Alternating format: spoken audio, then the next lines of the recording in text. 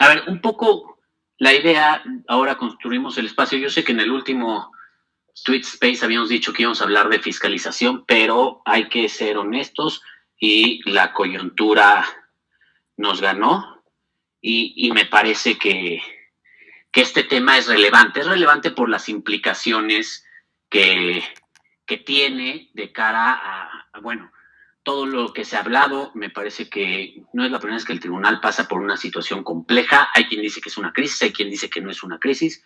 Para mí sí es una crisis. No es la primera vez que hay cambios en la presidencia del tribunal, ni es la única integración en la que lo ha habido. En las integraciones anteriores también hubo cambios un poco abruptos, pero me parece que siempre se habían controlado un poco internamente, pero sí es la vez en la que ha sido como más complejo el cambio, ha sido más escandaloso y, al menos yo, en mi opinión, esto no es cuestión de una situación aislada o un momento particular, ni de una sola persona. Entonces, es un poco lo que me gustaría que platicáramos el día de hoy. Y la verdad es que invitamos a diferentes personas que no solo conocen muy bien la materia electoral, sino que conocen por dentro el Tribunal Electoral, conocen por dentro las instituciones y conocen muy bien a detalle a muchas de las personas que están involucradas, que están adentro del tribunal, que todo lo que ocurre. Entonces, la verdad es que me da mucho gusto saludar el día de hoy a Melissa Ayala. Melissa Ayala hoy es coordinadora de litigio en GIRE y también estuvo un tiempo en el Tribunal Electoral. También a Paula Sofía. Paula Sofía no ha estado como tal en el Tribunal Electoral, pero ha trabajado muy de cerca varios de las cuestiones electorales. Ella estuvo en el INE y bueno, es una conocida y famosa analista de todos estos temas. También, también está Arturo Ramos. Arturo Ramos hoy es está en Escuela Libre de Derecho y ha estado muchos años en el Tribunal Electoral, lo conoce perfectamente, ha pasado varias de las integraciones del tribunal y es un gran experto en los temas electorales. Y bueno, desde luego a Javier Martín, que todos lo conocemos muy bien. Ha hablado mucho sobre este tema, también ha estado en el Tribunal Electoral, en la Sala Superior, en las salas regionales, y hoy en día es investigador en el CIDE. Entonces, me gustaría partir de empezar hablando en un inicio, y si no tiene inconveniente establecería, me gustaría que empezara Arturo Ramos, que conoce muy bien el tribunal, a darnos un poco el contexto. De ahí le cedería la palabra a Melissa, Javier y Paula Sofía para cerrar. Vamos a hacer 3 rondas. Preparé algunos temas muy puntuales para poder dirigir un poco la conversión en ese sentido. Y en esta primera ronda, justo me gustaría que habláramos de si estamos ante una crisis o es simplemente una situación que es propia de los órganos colegiados. Las diferencias o las rupturas entre sus integrantes, y también un poco hacer un recuento, todos tendremos diferentes partes de la historia, de cómo se gestó esto, ¿no? Y hay un responsable, todos son responsables, o es una situación propia y no hay responsables, simplemente pues así es la vida institucional y nos tenemos que acostumbrar a que estas cosas pasen. Tocayo Arturo, adelante, te cedo la voz para que inicies. Muchas gracias, Tocayo. Pues antes que nada, pues agradecer la invitación, un lujo compartir mesa con Paula, con Melissa, con Javier, y gracias a ti por la invitación. Bueno, yo pensaría que sí, indudablemente estamos ante una crisis, es algo que nunca se había visto, esta ruptura tan abierta y el discutir y el que al final el magistrado Vargas dejara la presidencia, hablamos indudablemente de una circunstancia que no había acontecido en el Tribunal Electoral. Esta situación se puso en el ojo del huracán.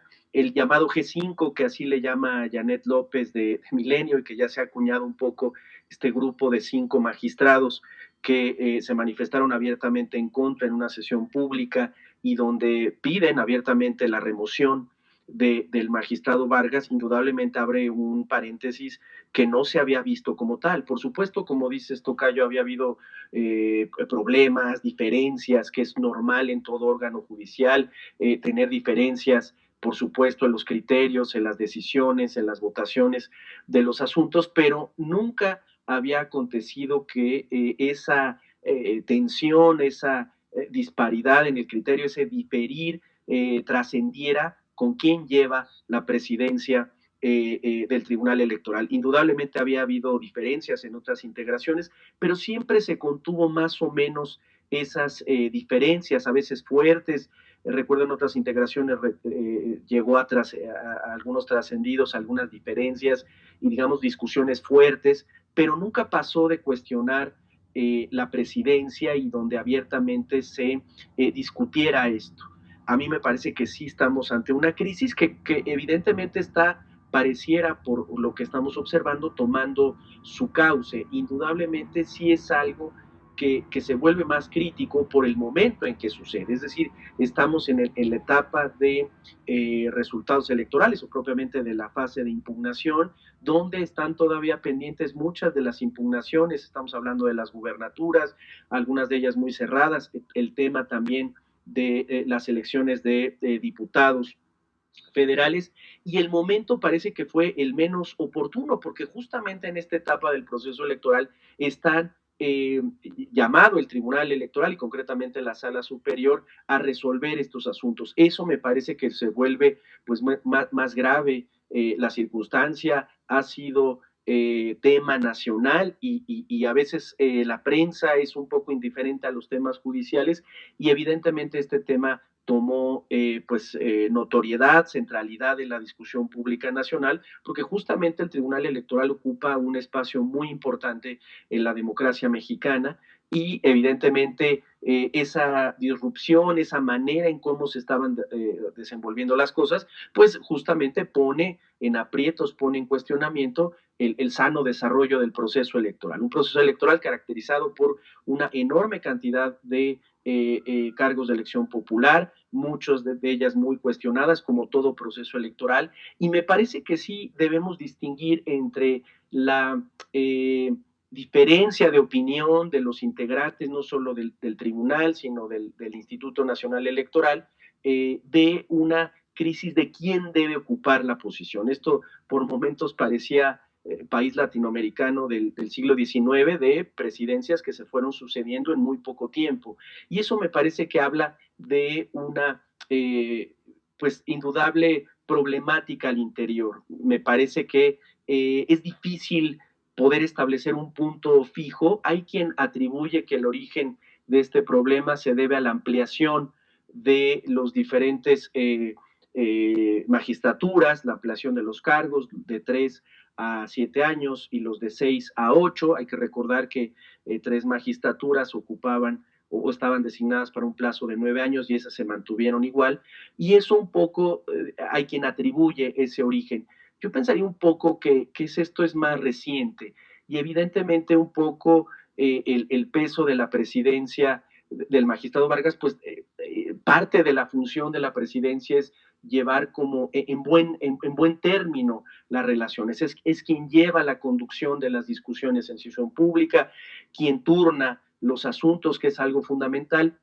Y ahí creo que no se pudo procesar, digamos, antes de todo, de que todo esto explotara, ¿no? Entonces, indudablemente a mí sí me parece algo muy preocupante de una institución que debe de estar, digamos, en santa paz, en calma, para poder desarrollar su trabajo, ¿no? Perfecto, muchas gracias, tocayo.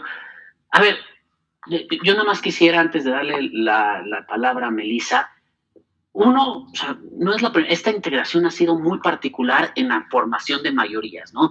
Primero había 4 y 3 de un lado, había algunos que cambiaban, luego eran 5 contra 2, 4 contra 3 distintos, ahora son otra vez 5 de un lado y 2, han estado muy claros y ha habido muchos cambios en estos temas de las mayorías, los bloques, cómo se conforman, G5, 3, 2. Así nos debemos acostumbrar, digamos, Esta debe de ser la lógica en un órgano colegiado. Y por el otro lado, yo me acuerdo también un poco que la crisis, más allá de la designación, la crisis, me acuerdo, empezó, o la primera vez que vimos públicamente alguna diferencia entre los magistrados fue cuando se calificaban la elección de Coahuila, la gubernatura en 2017, estaban revisando impugnaciones sobre fiscalización y concretamente José Luis Vargas le reclama a Reyes Rodríguez que se regresó de sus vacaciones para votar el asunto, ¿no? Ahí en una discusión pública, todos los que estamos viendo la sesión nos quedamos así de, ¿y aquí las vacaciones qué tienen que ver? O sea, nunca habíamos llegado a ese nivel de discusiones. ¿Cómo lo ves, Melissa? ¿Es parte así de la dinámica que deben de seguir los órganos? ¿Los debemos de entender que son más polarizados? ¿O esto se detonó en algún momento en particular? Antes que nada, Arturo, muchas gracias por la invitación. La verdad me siento muy honrada de estar aquí. Honestamente, considero que estamos ante una crisis muy grave de la Sala Superior, del Tribunal Electoral en general. Sobre todo recordemos que hace un par de semanas estábamos hablando de su aniversario número 25, ¿no? Entonces es gravísimo que en vísperas de esta fecha conmemorativa tengamos esta situación. Me atrevería a decir que estamos ante la crisis más profunda que ha vivido la Sala Superior por distintas situaciones, por ejemplo, por la trascendencia que esto ha tenido y por el desgaste en términos de legitimidad que esto tiene, ¿no?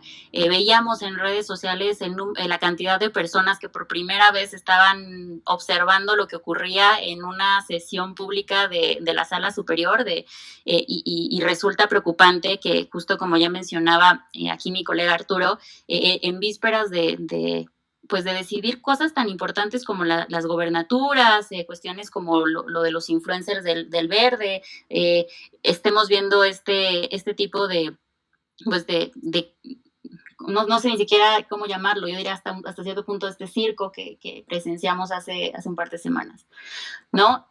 Yo bajo ninguna circunstancia diría que es algo normal que podríamos observar dentro de un órgano colegiado. Por supuesto que dentro de los órganos colegiados observamos siempre una mezcla entre lo político y lo jurídico, y bajo ninguna circunstancia quiero decir que los órganos colegiados tienen que eliminar lo político de su cancha, porque sabemos que esto no es posible. Vaya, existe mucha literatura que aborda esto, pero sí me parece que estamos ante una situación que no podemos señalar a un solo hombre como responsable, ¿no? Me parece que es un claro ejemplo de los otros magistrados, las magistradas dejaron pasar muchas situaciones al magistrado Vargas, y es hasta este momento en donde le exigen una rendición de cuentas que vemos todo que se cae todo el andamiaje institucional, me atrevería a decir, ¿no? Creo que en ese sentido sí estamos ante la crisis más grave del Tribunal Electoral. Y ahí me detengo al por qué, ¿no? Parte de lo complejo de esta crisis es que no hay ninguna normativa, no existe ninguna ley que nos diga qué hacer ante este tipo de situaciones, ¿no? Y si bien se puede hacer una interpretación muy amplia, como la realizaron el G5, como mencionaba ya Arturo, pues me parece que esto es complicado, ¿no?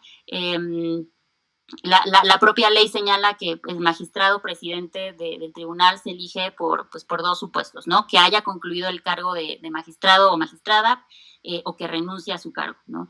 Hasta hace unos pocos días es que nos encontramos ante el segundo supuesto, pero pues bueno, en el momento en el que todo esto ocurría, la principal pregunta era: ¿se puede destituir al presidente del Tribunal Electoral como lo hicieron? Y a mí lo que me preocupa es justo esto, ¿no? El precedente que esto sienta para las siguientes magistraturas. Y yo honestamente aquí diferiría con Arturo, porque yo creo que gran parte del problema se gestó desde el momento en lo que en su momento se denominó como ley de cuates, ¿no? Entonces creo que también esto es algo que tenemos que tener en el radar, de la importancia de mejorar nuestros procesos de designaciones, ¿no? Y vaya, creo que con esto respondería a estas dos preguntas que hacías, Arturo, con relación a si estamos ante una crisis del Tribunal Electoral, cómo se gestó y si hay algún responsable o propiamente son las y los 7 magistrados. Muchas gracias, Melissa. A ver, me parece interesante algo que comentas, sin duda el proceso de designación. Creo que Javier y Paula Sofía han escrito y han comentado mucho sobre eso y algo nos dirán. Pero algo más, también fue algo mal manejado. A ver, yo me acuerdo cuando yo estaba allá en la sala superior, hubieron un par de crisis en los cambios de las presidencias. Yo recuerdo cuando el magistrado Flavio Galván dejó de ser presidente, periodicazos, primeras planas y demás, y bueno, dentro del tribunal se vive con muy poca información porque no sabes lo que está pasando a ciencia cierta, pero eran momentos de tensión entre los magistrados, y después hubo una segunda cuando el tema de la cena de la magistrada Mari Carmen Alanís con Enrique Ochoa Reza y Enrique Peña Nieto, también fue muy complicado, pero al final entre ellos pues lo manejaban y salían adelante. Aquí también hubo un mal manejo de la situación, Javier, digamos, todo lo que ocurrió abonó, o sea, digamos, la diferencia que ya tenían y las divisiones que ya tenían fueron mal manejadas en su momento o era la única salida que había.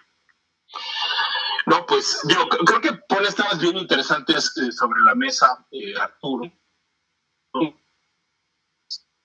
De gobierno interno, de diferencias al interior del órgano, se me apuran incluso hasta de la personalidad, ¿no? De ciertas magistradas y magistrados que no ayuda a que haya una buena relación. En este sentido, pues déjame ponerlo en términos muy sencillos, eso pasa en todos los órganos colegiados o potencialmente puede pasar en todos los órganos colegiados, ¿no? Y si solo fuera eso, quizá no nos tendríamos que preocupar muchísimo. Tú mencionas algunos casos de la integración pasada. Yo te diría, incluso de integración, la no reelección de esa, ¿no? Una dinámica. Primera integración también. Una, no. Se aclaró mucho.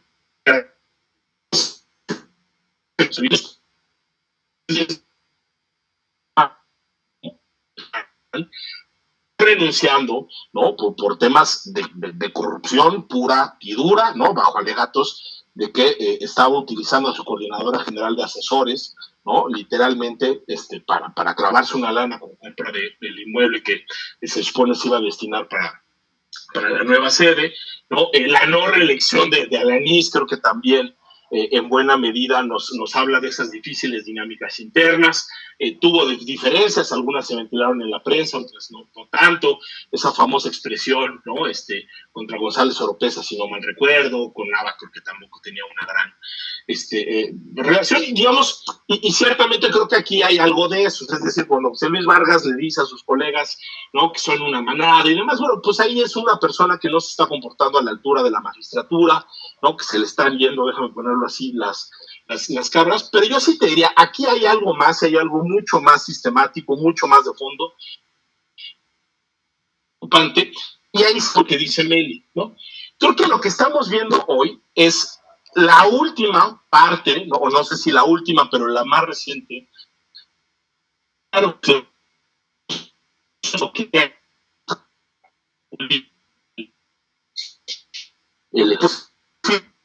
digo que está aquí, ustedes saben perfectamente cómo son los procesos de designación en sala superior, ¿no? La Suprema Corte de Justicia jamás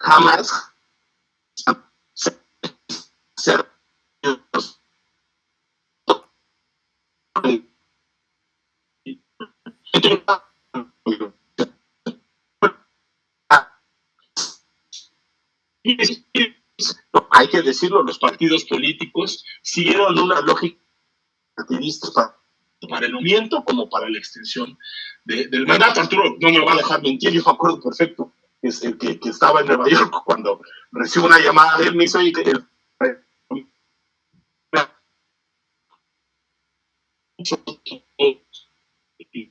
lo que pasó en la cual se realiza la designación en sala superior, lo que deja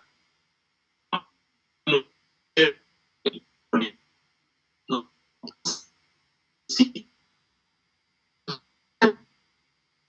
Sabía saben perfectamente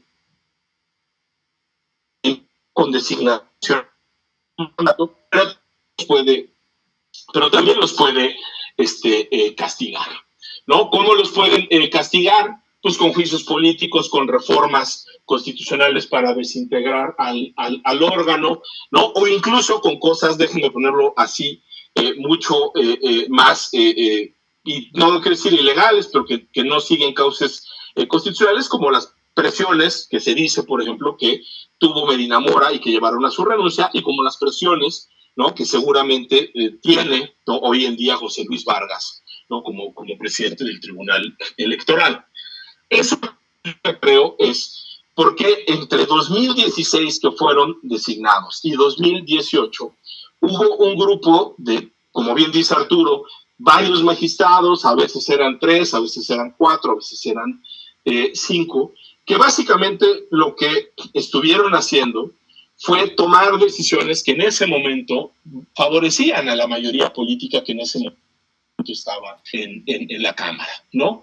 La elección de Coahuila que ganó el PRI se tenía que anular, y sin embargo no se anuló. ¿Por qué? Porque hubo magistrados que no quisieron, de nueva cuenta, incorporar gastos que estaban comprobadísimos, creo, por parte de la coalición de el PRI. Creo que los lineamientos de cancha pareja, ¿no?, que en ese momento afectaban principalmente a el PRI y al gobierno de Peña Nieto, tenían que sostenerse, y sin embargo el Tribunal Electoral los echa para abajo. Y creo que el Bronco, ¿no?, como se ha discutido en muchísimos espacios y ahí se ha escrito una y otra vez, no tenía que estar en la boleta, y creo que estos magistrados lo terminan subiendo porque hubo presiones y para que el Bronco estuviera en la boleta, en buena medida porque se pensaba, y creo que hay buena evidencia de eso, que el Bronco le iba a quitar algo de votos a López Obrador, ¿no? Esto cambia dramáticamente en 2018. Pues ¿por qué? Porque cambia la configuración del poder, y ahora quienes pueden premiar y sobre todo castigar a los magistrados electorales termina siendo una nueva coalición partidista, ¿no? Estos 3, 4, 5 magistrados creo que son los que han estado presentes en asuntos como el intento para revivir al PES, ¿no?, ese proyecto de Felipe de la Mata, que trataba de revivir al PES, aunque era evidente que se estaba violando la regla constitucional. Creo que estos fueron los magistrados que en algún momento estuvieron a punto de subir a Bonilla, ¿no?, a un mandato de 5 o de 6 años. Ahí está ese proyecto de Fuentes que también se filtró. Estos 3, 4, 5 magistrados fueron los que hicieron un intento por anular la elección de Puebla, aunque se quedaron ahí a unos cuantos votos. Y estos magistrados también han sido los que en su mayoría han decidido, ¿no?, que los nuevos partidos que se constituyeron iban a ser solo los partidos políticos afines a Morena y al régimen, y no a México Libre. Y ahí está, creo que, un extraordinario texto de Arturo que lo prueba. Y son también estos magistrados que de alguna manera han tomado decisiones como las de las mañaneras, que en un primer momento se negaban en buena medida en ponerle un límite al presidente López Obrador. Creo que la constante en esta coalición ha sido precisamente José Luis Vargas, que ha terminado de ser, y lo digo con mucho respeto, pues una suerte de operador político para Morena. ¿Qué fue lo que cambió y por qué cae José Luis Vargas de la presidencia? Ahí creo que la explicación es la estrategia que adopta Morena después, ¿no?, o al contrario, antes de la jornada electoral. Morena ya estaba anunciando con bombo y platillo de que venía una reforma electoral y que se tenía que cambiar a los perfiles, ¿no? Y creo que si ahora vemos un bloque de 5 con 2 que inicialmente, déjenme ponerlo en términos muy sencillos, que estaban del otro lado, es porque creo que ya se dieron cuenta los magistrados electorales que incluso si juegan a favor de Morena en estos casos polémicos, ni siquiera eso les va a garantizar una permanencia. Creo que el bloque de 5 hoy lo que entiende es que su supervivencia en el cargo depende en buena medida de que Morena no pueda hacer una reforma electoral, y creo que por eso se están comportando de esa manera. El único que sigue operando como ha venido operando, y además ahí están los casos de Salgado Macedonio, están los casos, ¿no?, de este asunto reciente relacionado con diputaciones federales y demás, es José Luis Vargas. ¿Y por qué él sigue jugando así? Porque creo que él tiene otros tipos de incentivos, déjenme ponerlo amablemente, ¿no?, que están relacionados con la UIF. Entonces, más que esto verlo como un pleito interno, yo creo que hay que verlo de nueva cuenta como un proceso ya muy largo de intentos de captura partidista. Es decir, yo creo que esa designación de 2016, esa ampliación del mandato y la manera en la cual se han comportado tanto los poderes públicos, déjenme ponerlo así, o los partidos políticos en las cámaras por un lado y los magistrados en el otro, es lo que nos explica aquí. Aquí no solo estamos viendo un pleito donde se dicen groserías, donde tienen malas formas, donde hay una mala gestión, que ciertamente creo que Vargas la tuvo. Aquí creo que lo que estamos viendo pues es pura y duramente, por desgracia, una disputa que tiene orígenes en este tipo de presiones partidistas. Y bueno, yo ya lo dejo hasta aquí, además creo que se anda cortando este rollo. Muchas gracias, Javier. Sí, se cortó un poco, pero a ver, creo que algunas cosas voy a retomar para quienes no escucharon completo. Haces como un muy buen recuento de varias sentencias que han sido muy polémicas desde la elección de Coahuila, los temas de cancha pareja, sin duda la del Bronco, que bueno, hay escrito cualquier cantidad de cosas, las de Salgado Macedonio, el fideicomiso de Morena, varias, ¿no? Varias sentencias ahí. Yo metería otro de los puntos así detonantes, la calificación de la elección a la gobernatura de Puebla, que pues eso fue lo que detonó la renuncia de Yanino Talora. Sin duda no es la primera vez que hay diferencias, me explicaste bastante bien lo que pasó cuando Flavio Galván salió de la presidencia después de muy poco tiempo, pero también pues a lo mejor no hubo un buen manejo llevado desde la presidencia, y también el tema del proceso de designación, que fue sumamente polémico, no solo controvertido, acción de inconstitucionalidad, todo polémico. Y aquí yo voy a dejar como 3 datos para a ver qué nos dice Paula Sofía. En la terna de José Luis Vargas estaba Arenas Batis, al menos yo me acuerdo de la comparecencia de Arenas Batis en el Senado, y fue una gran comparecencia, me gustó mucho. Después de la de Yanino Talora me pareció la mejor comparecencia de quienes aspiraban, ¿no? Y al final fue una cuestión coyuntural y el PRI fue el que se decantó por José Luis Vargas. A ver, esta división de los órganos colegiados me parece que es normal, pero también tiene mucho que ver el control. Y aquí también otra de las cosas que Paula Sofía nos puede decir. Me acuerdo en esta nueva integración del INE, muy al principio y todavía un poco hasta entre 2015 y 2018, era muy difícil la relación en el INE entre consejeros. Me acuerdo varias veces en los medios de comunicación, Ciro Murayama y Marco Baños dándose hasta con la cubeta y demás, pero me parece que hoy en día han sabido, aunque tienen muchas diferencias en el Consejo General del INE, han sabido mostrar unidad. Y nada más lo digo, el día en que ocurrió esta sesión de destitución de Vargas, nombramiento de Reyes y demás, los consejeros del INE, los 11 consejeros y consejeras, estaban sacando un comunicado en unidad diciendo que la organización de la consulta popular había sido un éxito, esto frente a los ataques que estaban recibiendo respecto a la organización de la consulta popular. Y mismo José Roberto, que pues, siempre ha opinado distinto que los demás, estaba ahí. Entonces, ¿cómo manejar esta unidad? O sea, es un manejo pues descuidado, es un manejo a partir de intereses políticos, o qué es lo que se necesita hacer en un órgano colegiado así. Tú cómo, y desde el proceso de designación, que además, Paula, también conoces muy bien los procesos de designación y los has estudiado mucho, ¿cómo los ves? Sí, no. Hola, buenas noches. Primero que nada, pues muchas gracias por la invitación después de mi fallida invitación de la última vez. Y ya, bueno, retomando. Javier habla de intentos de captura. Yo podría hablar, la verdad es que no tengo pruebas, pero tampoco dudas, de capturas exitosas. Creo que en realidad lo que estamos viendo ahorita en el Tribunal Electoral es el efecto de haber decidido en función de quién te iba a ser leal, quién te iba a ser útil, una integración. O sea, lo que estamos viendo también en temas justo de lo que tú mencionas, Arturo, creo que en los colegiados hay como unos juegos muy particulares que están muy estudiados, pero que tienen que ver con, pues ahora sí, de la ropa sucia, cómo se lava y cómo se presenta, ¿no? Nosotros estamos muy acostumbrados en general a que los colegiados, pues, pueden tener diferencias adentro. Me parece lo más natural en términos de normalidad democrática y en términos de funcionamiento de los colegiados que sean, desde la Asociación de Padres de Familia en adelante. Creo que hay una diferencia, hay diferencias que se procesan al interior y que al mismo tiempo se tiene que sacar una comunicación que tenga que ver con unidad. Creo que la normalidad del funcionamiento del Tribunal Electoral se ve a partir justo de eso, ¿no? Yo sé que José Luis Vargas ha hablado de, es un golpe de Estado, yo más bien diría es un motín. O sea, es cuando un montón de personas a tu alrededor se pusieron en contra de una gestión en la que tú eres el capitán para bajarte de capitán.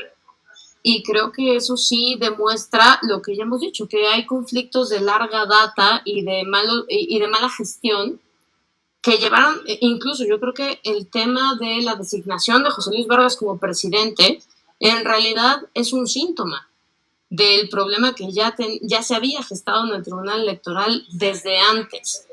Creo que lo que estamos viendo ahorita es el final de un conflicto que pues truena como tienen que tronar todas las cosas, ¿no? Mal, públicamente, en un momento de incertidumbre. Retomo lo primero que dijeron, que es que además nosotros como que tenemos esta cosa muy chilangocéntrica, muy federalista, de pensar que en el momento en el que las cosas en materia federal terminan, pues ya terminó la elección y ya no importa.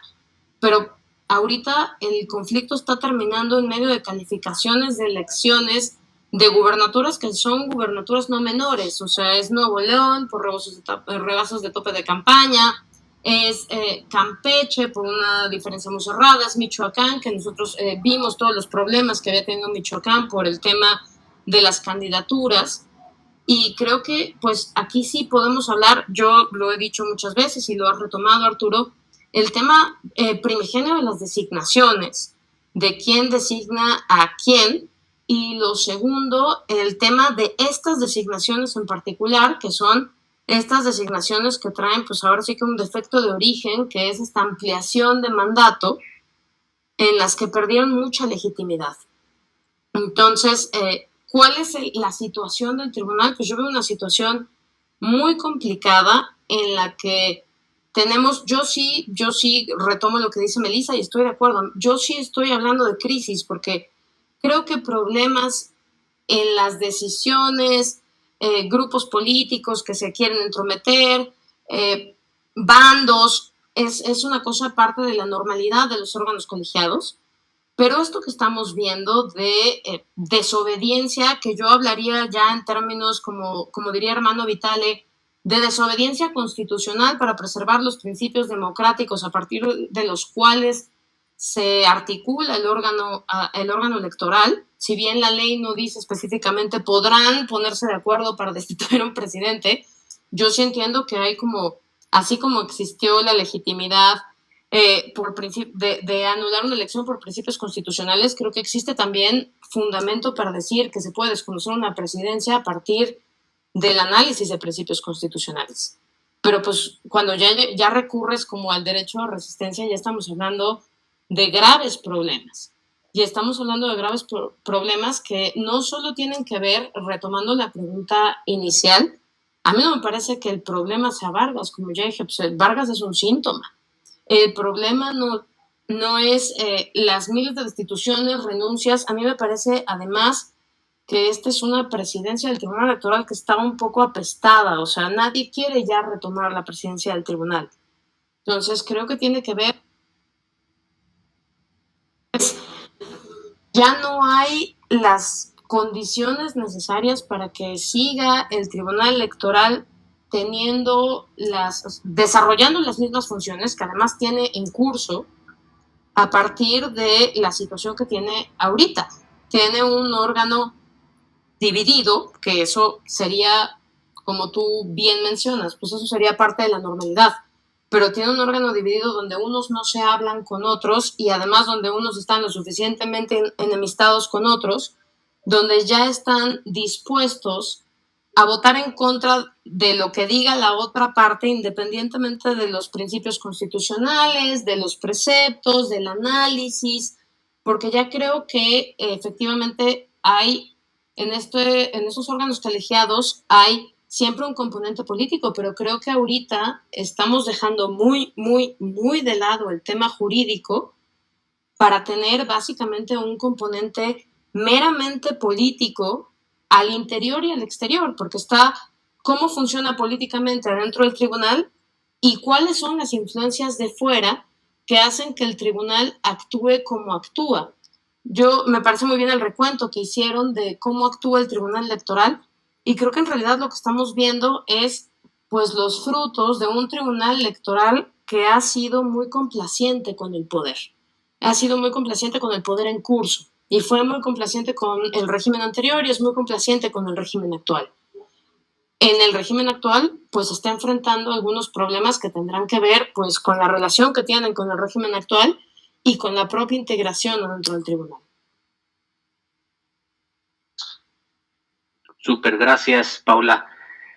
Me gustó mucho cómo lo describió Paula, ¿no? El motín que ocurrió ese día, porque pues sí es cierto, tampoco es que la ley esté del lado o sea, prevea lo que ocurrió, ¿no? Pero bueno, ahí creo que esto habla de una descomposición en muchos sentidos, me he ido acordando, ¿no? Pues sin duda pasó eso porque alguien se aferra a no presentar la renuncia, pero además una presidencia tras otra se han acusado de corrupción, que si el arreglo de los coches clásicos en el taller, que si el evento carísimo que se cancela, que si el otro evento que se cancela, que la verdad es que sí es más allá de lo jurisdiccional, sí creo que ha habido varios episodios y creo que todas han descrito más o menos cómo llegamos hasta acá, lo que pasó, por qué pasó, pero esto no ha terminado, digamos, ahorita entró como en una calma en lo que como que de repente dijeron, pues mira, vamos a hacer algo provisional, en lo que sacamos a lo que venimos, a chambear, a calificar las elecciones. Hay varias ahí que están polémicas, anuladas, ha habido varios cambios de ganador, al menos 3 que le quitaron a Morena y sus aliados y los traen el PAN y sus aliados. Ha habido varias polémicas ahí, dijeron, vamos a resolver esto, y el 1 de septiembre que vengan otra vez los Juegos del Hambre y vamos a ver cómo nos toca. ¿Qué podemos esperar el 1 de septiembre? ¿Qué nos dicen? ¿Qué es lo que va a pasar? ¿La situación va a continuar? ¿Ya se va a ver todo asentado y pacíficamente van a nombrar un nuevo presidente? ¿Van a seguir indefinida esta situación? ¿O cuál es la solución a este problema? Como dice el presidente de la República, hay que remover a todos y borrón y cuenta nueva y volvemos a empezar. Díganme, volvemos en el mismo orden. Tocayo, Arturo, ¿cómo ves esto? Bueno, indudablemente pues, se genera una expectativa este 1 de septiembre, pareciera que las aguas están volviendo a la calma, pero yo no tanto lo explicaría de esa manera. A mí me parece que en todo caso está una mayoría muy consolidada que es la que tomará las grandes decisiones. Lo más lógico es que la presidencia ya definitiva, no transitoria, del magistrado Fuentes Barrera provenga de ese grupo, y en ese sentido me parece que se ve un grupo compacto, más definido, más decidido, las decisiones se van a tomar por mayoría, y en ese sentido se podrá volver un poco a la calma. No creo que se arreglen del todo las cosas, por supuesto habrá pues algunas decisiones controvertidas que se reclamen, incluso, pero esa mayoría parece ser muy consolidada. A mí me parece muy interesante un poco lo que dice en este diagnóstico y un poco las razones de por qué no ubicar como elemento único. Por supuesto, no fue saludable esa ampliación del plazo de los magistrados, evidentemente enrareció, por supuesto, el problema, pero al margen del futuro, de lo que venga en la sala superior, me parece que las causas son una serie de escenas que ustedes muy bien han descrito y que son las que han puesto este cuestionamiento. A mí me parece que mucho pasa, lo decía Paula Sofía, un poco por los perfiles. A ver, no hay que olvidar que el Tribunal Electoral es un tribunal que principalmente resuelve conflictos de los actores políticos, que los actores políticos son los que hacen las leyes y los que deciden quiénes ocuparán esos cargos, ¿no? Por supuesto, interviene la Suprema Corte, y que, digamos, ya la carga de por sí está, digamos, con un valor agregado de quiénes van a nombrar. Pensar que van a llegar personas prístinamente puras, químicamente puras, es difícil pensarlo.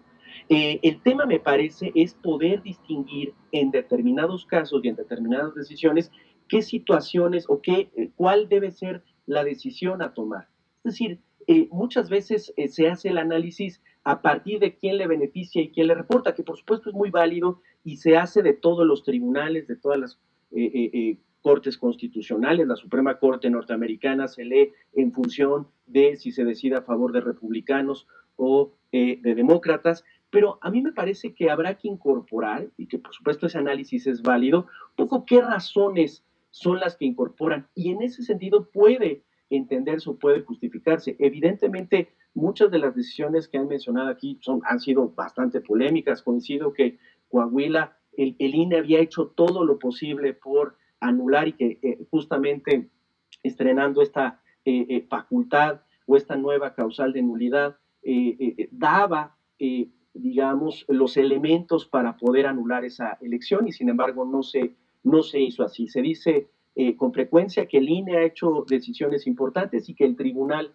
las ha echado abajo, y me parece mucho pasa por esto, ¿no? Por la posibilidad de decidir aquellas sentencias, aquellas definiciones que no necesariamente le reporten un beneficio al partido en el poder. Evidentemente, estas sentencias que han mencionado, pues han beneficiado, habrá que decirlo, digamos, a quien ha detentado el poder en su momento.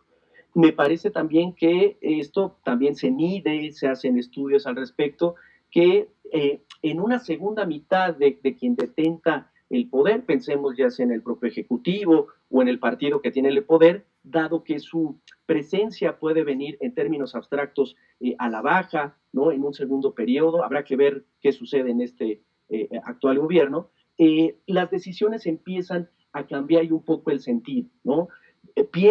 Creo también que tiene que ver con los perfiles, que muchas veces las decisiones, digamos, lo hemos visto con otras integraciones, ¿no? Por ejemplo, el IFE, que es el primer IFE, el llamado paradigmático, sus integrantes no dejaban de tener un poco su corazoncito puesto en algún sitio del espectro político, y sin embargo, al final del día, tuvieron un prestigio, supieron resolver decisiones que de alguna manera legitimaron su actuar. Me parece que también fue el caso de la primera integración, con aquellas sentencias legendarias que, digamos, fueron en contra de quien detentaba el poder político en su momento. En la medida que los tribunales, a pesar del origen que tengan, pero que tengan la posibilidad y la capacidad de resistir esas influencias, esas presiones políticas que se han dado en todos estos periodos del Tribunal Electoral, me parece que es cuando se puede hablar de un mejor trabajo. Presiones políticas en esta materia siempre van a existir.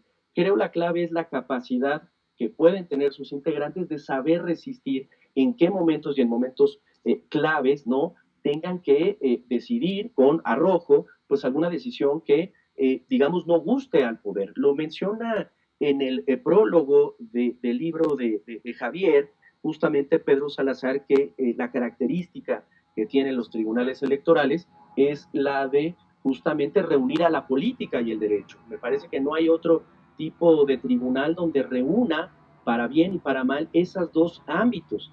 El chiste, la clave es que poder recibir o resolver aquellas situaciones donde haya una presión política, saberla resistir y en todo caso resolver, digamos, en términos jurídicos más o menos racionales que puedan entender y legitimar un actuar de un poder judicial. Recuerden, por ejemplo, la Suprema Corte norteamericana, digamos, tiene su mayor prestigio en la medida que resuelve casos que no le convienen nada más y nada menos que al presidente de la República. Me parece que esa es un poco la apuesta, la disyuntiva. Son también, me parece, incentivos de quienes integran los órganos de poder demostrarse independientes, incluso en frente del poder político. Lo vemos en el INE, constantemente tratando de demostrar esa posible, digamos, resistencia a las captaciones, como decía Pablo Sofía, en algunos casos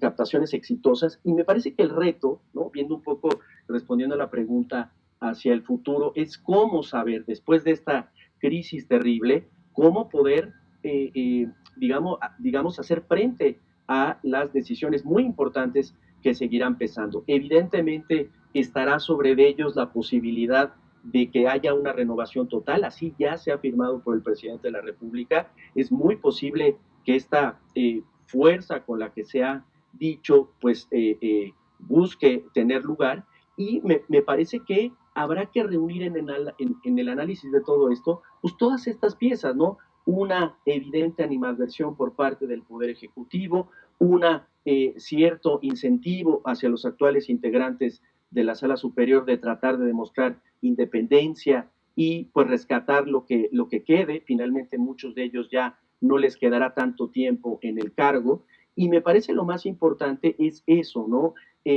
Hacer que el órgano jurisdiccional, el órgano cúspide, pues trate de salir a salvo de esta situación que ha sido, digamos, muy desgastante, no solo para la institución, sino me parece que para toda la democracia mexicana, ¿no?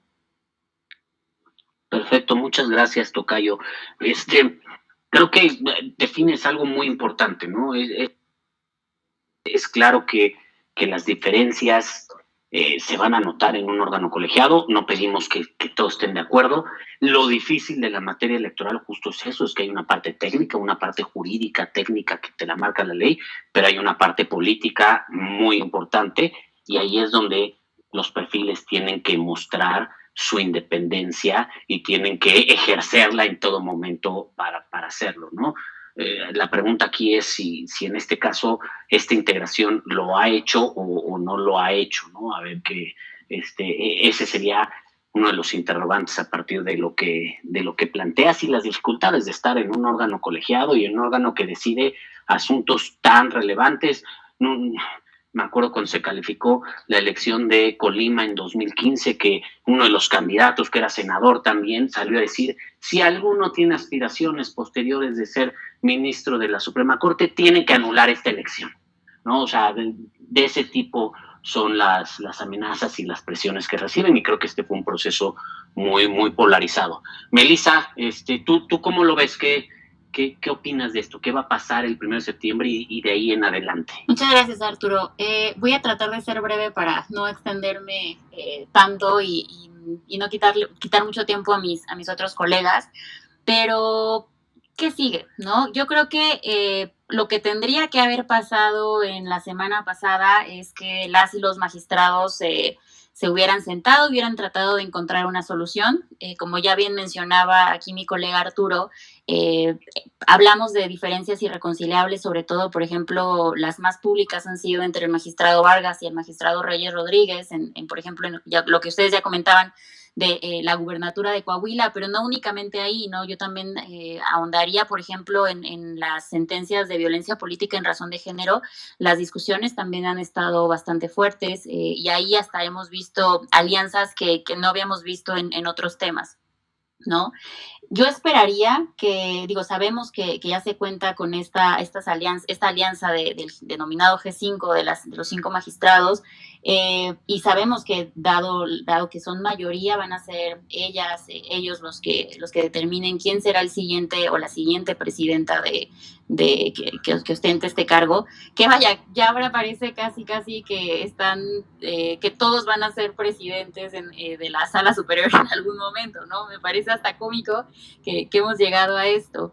Creo que yo esperaría justo ver una alianza o en términos por lo menos políticos, en donde las y los magistrados pues sepan que aquí no solamente está en juego pues su legitimidad como abogadas, como abogados, sino, como ya mencionaban mis colegas, estamos hablando de la democracia mexicana, estamos hablando de cuestiones que sumamente importantes, vaya, elecciones de diputaciones federales, elecciones de gubernaturas, temas muy variados, ¿no? Y su actuar, lejos de brindar seguridad jurídica, lejos de brindar certeza a los justiciables, a las justiciables, nos están demostrando todo lo contrario, ¿no? Entonces, yo esperaría que este 1 de septiembre se sentaran, trataran por lo menos de aparentar que son un órgano colegiado, que se rigen con base en los principios constitucionales y que van a defender la democracia como lo mandata la Constitución, y se nombre a una presidenta o un presidente que además se le permita, culminar su periodo de presidencia, y dos, que la presidenta o el presidente que se elija cumpla también con el mandato que se tiene como presidenta o como presidente, ¿no? Que es precisamente el llevar a buen cauce pues al pleno de la sala superior. Y aquí estoy hablando de turnar como se debe, porque esto también no olvidemos que es una de las cosas que se le señalaba al magistrado Vargas que había realizado, ¿no? Hay un desfase en algunos de los turnos. Entonces yo diría esto, que el presidente que se designe este 1 de septiembre, también vele por la unidad de esta sala superior. A mí honestamente me preocupa las declaraciones que se han estado haciendo en los últimos días con relación a remover a todas y todos los magistrados de la sala superior, y sobre todo creo que no están leyendo el contexto, ¿no? Y eso también me preocupa, ¿no? Yo sí considero que no estamos en un momento en el que ellas y ellos podrían decir o actuar de una forma que no vaya a perjudicar a la institución, ¿no? Creo que estamos en un momento donde, como tú bien decías, lo ha hecho el INE ha salido con sus diferencias que han tenido las y los consejeros, el INE se ha mostrado pues unido, ¿no? Y eso es lo que yo esperaría por lo menos de la sala superior y de las y los magistrados, ¿no? Ya se rompió la liga, ¿no? La estiraron a tal grado que se rompió. Entonces sí esperaría por lo menos, pues que dada esta situación y dadas las declaraciones que se han estado haciendo por su actuar, por su penoso actuar, que en esta ocasión se privilegie el diálogo y se privilegie pues brindar seguridad y certeza. Muchas gracias, Melissa. A ver, sin duda, pues esperaríamos que hubiera razón y responsabilidad y dialoguen y se pongan de acuerdo, ¿no? Pero no sé, Javier, ¿cómo lo ves? ¿Crees que esto sea posible? O sea, a mí me parece que lo que ocurrió en la sesión esta sesión de nombramiento, destitución y demás, fue justo una situación extrema porque ya se habían agotado otras posibilidades. O sea, yo no creo que de repente llegaran y dijeran, hoy lo vamos a destituir. A lo mejor tuvieron varias pláticas previas, le pidieron la renuncia, dijo que no. O sea, todavía habrá posibilidad de diálogo. O sea, ¿se puede recomponer, se puede reconstruir esto? ¿O cómo lo ves tú, Javier? Mira, yo creo que, a ver, digamos, respondiendo a la primera pregunta que hacías, Arturo, yo honestamente no sé qué va a pasar. Pero sí creo que tenemos algunas pistas de lo que podría suceder, ¿no? Y creo que hay una ruta, ¿no? Donde la sala superior sí puede recomponer el rumbo y, déjame ponerlo en términos muy crudos, se puede salvar. Yo creo que ahorita es evidente, ¿no? Porque de nueva cuenta, esto no solo lo acaba de decir el presidente en las mañaneras de esta semana, esto lo dijo Monreal, lo dijo Mario Delgado, lo dijeron los líderes de Morena. Ellos van por una reforma electoral para renovar totalmente al órgano. Y van por esa reforma por razones obvias. Hoy ellos tienen la mayoría. Ellos no nombraron o no han nombrado a magistrados electorales porque fueron excluidos en 2016 y se le quitó, déjame ponerlo así, la legítima oportunidad de intervenir también en las designaciones que se debieron haber realizado en 2019. Creo que ellos tienen razones de sobra para decir vamos por todo y nos quedamos con todo y les vamos a mandar a los leales, y creo que no tenemos que hacer aquí un recuento largo de cómo han sido las designaciones en esta administración. Ahí está simple y sencillamente el caso de la Comisión Nacional de los Derechos Humanos y ahí están algunos casos en la Suprema Corte de Justicia de la Nación. Si hay una renovación total, ya sabemos por dónde va la cosa. Yo la impresión que tengo, Arturo, y ahí sí discrepo de lo que dice Arturo Ramos, es que a mí no me queda claro que este grupo de los 5 esté muy sólido. Creo que si fuera un grupo sólido, cohesionado, no hubieran tenido ningún impedimento para nombrar a una presidencia definitiva, ¿no? El mismo día que se presentaron las 2 renuncias. Creo que si se abre este periodo de interinato, discutible incluso, porque digamos queda como decano, ¿no? El magistrado Fuentes, y a él no le correspondía, digamos, por edad. En la antigüedad todos están iguales, pero la de mayor edad era Yanino Tálora. Es síntoma de que la cosa está muy fragmentada. Ojalá lleguemos al 1 de septiembre con una sesión pública donde hay una deliberación y se nombre a alguien que se quede los 4 años o que se quede el tiempo hasta que concluya su mandato, que también sería una posibilidad. Pero a mí no me queda claro que esto vaya a ser así. Creo que hoy el gran problema del tribunal, de nueva cuenta, no es la dinámica interna, que sí está muy descompuesta. El gran problema es que hoy las presiones son enormes y tienen razón. Digamos, es obvio que en materia electoral nos pasa algo que es diferente a lo que sucede en otras materias, que es que los sujetos regulados son al mismo tiempo quienes nombran a los reguladores. Los partidos políticos son los principales usuarios, ¿no?, del sistema, son los principales beneficiados y afectados de las decisiones, y al mismo tiempo ellos son los que tienen la última palabra en quienes llegan. Esa es de una trampa de la que no vamos a salir si no cambiamos el método de designación. ¿Por qué en el INE sí vemos unidad y vemos que se ponen de acuerdo y otras dinámicas? Porque el proceso de selección es mucho mejor, porque hay un comité técnico de evaluación que sí introduce elementos meritocráticos. Aquí nadie está hablando de perfiles puros, hombre, pero un mínimo de competencia y de independencia con mejores métodos de designación sí se puede garantizar. No es lo mismo, ¿no?, digamos, tener un comité con personas respetables que hacen una evaluación, que filtran y que luego ponen a disposición, que la discrecionalidad que vemos en las designaciones de sala superior en la Corte y en el Senado. Hoy el juego, y con eso termino, creo que está muy claro para los magistrados electorales y en particular para el grupo de los 5, ¿no?, diría Janet de Milenio. La única manera que ellos tienen de quedarse en el cargo es que no haya una reforma electoral. Y para que no haya una reforma electoral, la oposición se tiene que mantener unificada. Y el único incentivo que tiene la oposición para mantenerse unificada y para mantener a estos actuales magistrados electorales es que se empiecen a comportar como deberían, como personas, magistrados, funcionarios, que tienen que ponerle límites al poder, que obviamente a veces ganarán y a veces perderán unos, eso es evidente en materia electoral, a veces ganan unos partidos y a veces pierden otro, y en muchos casos estamos en un juego cero, pero tienen que poner sobre la mesa buenos argumentos jurídicos. En la racionalidad de la oposición, creo, la única razón por la que no entrarían a renovar al órgano para pedir 1, 2, 3, 4 magistrados o consejeros es si la sala superior empieza a tener credibilidad como un órgano imparcial. Y eso se hace con buenas argumentaciones y con buenas sentencias, independientemente de para qué lado vaya.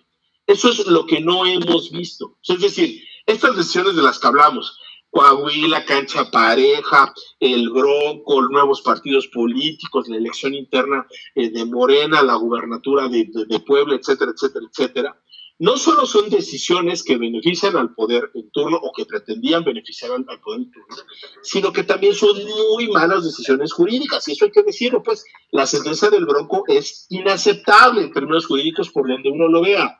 Los criterios diferenciados, ¿no?, que se utilizaron para México Libre y los otros partidos políticos también son jurídicamente inaceptables. Son 2 barras diferentes, ¿no?, para, de nueva cuenta, partidos políticos, ¿no?, de diferente filiación política, ¿no? Entonces, aquí hay un querido colega del CIDE que tiene un artículo extraordinario, ¿no?, que lo que nos dice, bueno, me dice, a ver, uno, para analizar a los tribunales tiene que hacer 2 cosas. Por un lado, ver los argumentos jurídicos y por el otro lado, ver si hay sesgos sistemáticos que favorecen a actores poderosos. Si vemos que hay sentencias malas, con argumentaciones pobres, que son inconsistentes con los precedentes, que aplican tratos diferenciados a casos similares, que es lo que hemos estado viendo, mal haríamos en creer que esto nada más es un problema de falta de calidad argumentativa, de operadores que no están a la altura. Cuando sistemáticamente estas malas sentencias favorecen a quienes tienen poder y quienes tienen recursos y quienes pueden premiar y castigar a los partidos políticos, ahí entonces la hipótesis tiene que cambiar. Yo creo que el Tribunal Electoral, por desgracia, ya lo tenemos que ver así, no solo como un tribunal que habla a partir de sus sentencias, sino también, por desgracia, un tribunal que decida a partir de esas presiones políticas. Mucho me temo, Arturo, que si esta integración, pase lo que pase con la presidencia, sigue jugando este juego de a veces tratar de darle la razón a uno y luego al otro por presiones políticas, van a terminar en una trampa donde a todos los partidos les va a ser más racional renovarlos por completo, destituirlos, hacer una reforma electoral y luego volver a entrar en un proceso de cuotas y de cuates, y eso creo que sería lo más grave. Creo que los 5 magistrados pueden hoy corregir el rumbo, todavía están a tiempo, pero ciertamente Arturo creo que no le tiene nada fácil. Gracias, Javier.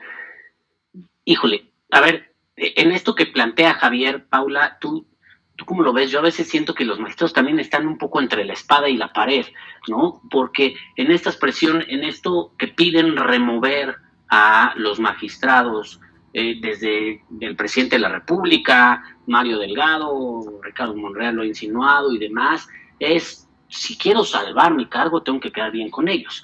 Pero en esta otra cuestión que también plantea Javier de criterios sólidos y demás, la mayoría de los criterios sólidos les pega a Morena, ¿no? Acabamos de ver lo que pasó en Azcapotzalco, hay una elección anulada que los afecta, hay 3 elecciones en las que hubo cambio de ganador que impacta en Morena y sus aliados. Digamos, a veces parece que las decisiones jurídicas, si nos vamos a ver la argumentación y a ver el fondo jurídicamente hablando, pues pocas veces van a favorecer a Morena en ese sentido, ¿no? Y vienen algunas, como ya dijiste, complicadas. No solo está en Nuevo León, me parece que una de las más difíciles que viene es Campeche, apenas está en el tribunal local, pero fue la elección más cerrada por muchos y se habla de ahí algunas irregularidades en la votación. Entonces, ¿qué debe de pasar en ese sentido? O sea, ¿cómo deberían, qué vamos a esperar a partir de este 1 de septiembre? ¿Qué, si tú fueras asesora de los magistrados, qué tendrían que hacer, digámoslo así, Paula?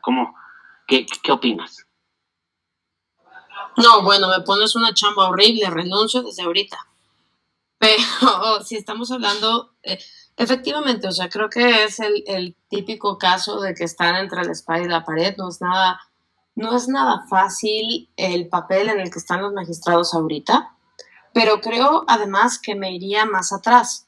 O sea, creo que en realidad el pésimo escenario en el que están ahorita los magistrados también es producto de sus propias, pues es producto de su propia creación, ¿no? O sea, eso es su Frankenstein.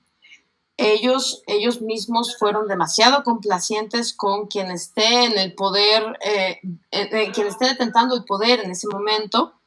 Fueron además complacientes en términos también federalistas, ¿no? O sea, fueron complacientes con el poder de un lado, de un poder del otro, etcétera. Y creo que en este caso efectivamente vienen muchas cosas en puerta. Yo en el tema de, estamos hablando de que hay un G5, coincido mucho con Javier. Yo no creo que sea una mayoría estable. Yo creo que es una mayoría que está estable a conveniencia y que, como ha demostrado que es muy susceptible a los cambios políticos, a las presiones políticas. Lo mismo puede ser mañana una mayoría del otro lado, como ya la vimos. En realidad creo que tenemos como 2 magistrados de un lado, 2 magistrados del otro, que pueden generar el bloque duro, y todos los demás son pues swinging votes, ¿no? Para decirlo como en términos de teoría política. A mí, yo de verdad he pensado mucho en cuál es el problema, y yo creo que el problema ahorita sí me parece preocupante pensar que lo mejor que puede suceder es que se renueve toda esta magistratura, porque veo muy complejo que pase lo que dice Melissa, lo que dice Arturo, que se pongan todos de acuerdo y que ya saquen unas decisiones jurídicamente sólidas y legitimadas por una mayoría. Eso no ha pasado no solo antes de esta crisis del Tribunal Electoral en términos de cambios de presidencia, etc. No ha pasado en muchísimos años. O sea, creo que le estamos pidiendo al Tribunal Electoral algo que no nos ha dado nunca. Y yo ahí sí veo que el Tribunal Electoral se acaba de poner en bandeja de plata en decir, sí es necesario que se renueve esta integración. Y a mí lo que más me preocupa es el tema de, pues sí, pero ¿por quién? O sea, ¿quiénes serían los que deberían de integrar una magistratura que sí tenga la legitimidad que debe de tener, que no tenga estas fallas de origen, que son la ampliación de mandato, que no tenga estas fallas de operación, que son los miles de sentencias deficientes, las miles de sentencias contradictorias en las que Javier y Tito dan muy buena cuenta en su libro, porque son o sea, no solo es un tema de forma, no es un tema de gobernabilidad, también es un tema de fondo. Es un tema de una integración que nos ha dado sentencias muy deficientes, ¿no? Y entonces yo no veo mal la posibilidad de que se renueve el órgano. O sea, yo sé que aquí voy a estar en minoría, pero yo no veo mal la posibilidad de que se renueve el órgano, porque no veo mucha posibilidad de salir de esto. Mencionan al INE, pues el INE nunca ha llegado a una situación límite así. O sea, el INE siempre sabe como en qué momento poner, volvemos a como los términos beberianos, ¿no? De ética de la responsabilidad, ética de la convicción. ¿En qué momento es más importante poner enfrente la ética de la responsabilidad y salir todos a poner buena cara y a firmar cosas en común acuerdo? Y aquí tenemos a unos integrantes que son capaces de romper absolutamente todo con tal de ser ellos los que se llevan el gane, con tal de ser ellos los que quedan bien, con tal de ser ellos... Creo que sí hay una como corrupción de origen, y corrupción en el término de prebendas económicas, no en el término, sino en el término de que hay funciones electorales que ya están muy comprometidas. Y a mí sí me preocupa mucho, no me preocuparía tanto igual y en otro contexto, pero sí me preocupa mucho ahorita decir, pues creo que lo que mejor nos podría pasar es que se renovara el órgano, pero no me parece que es el mejor contexto para renovarlo.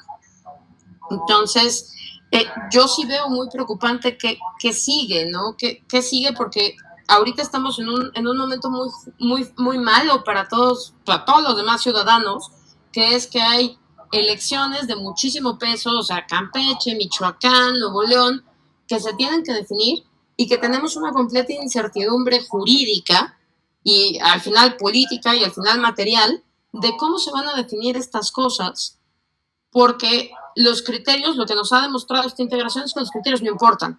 Y no importan los criterios, y no importan los fundamentos, y no importa, es quién sabe políticamente cómo vayan a armar esta cosa.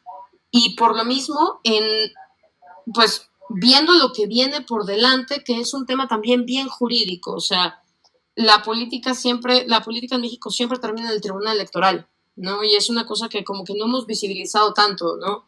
O sea, la política de la revocación de mandato en el 2022, de las elecciones de 2024, siempre va a terminar en el Tribunal Electoral.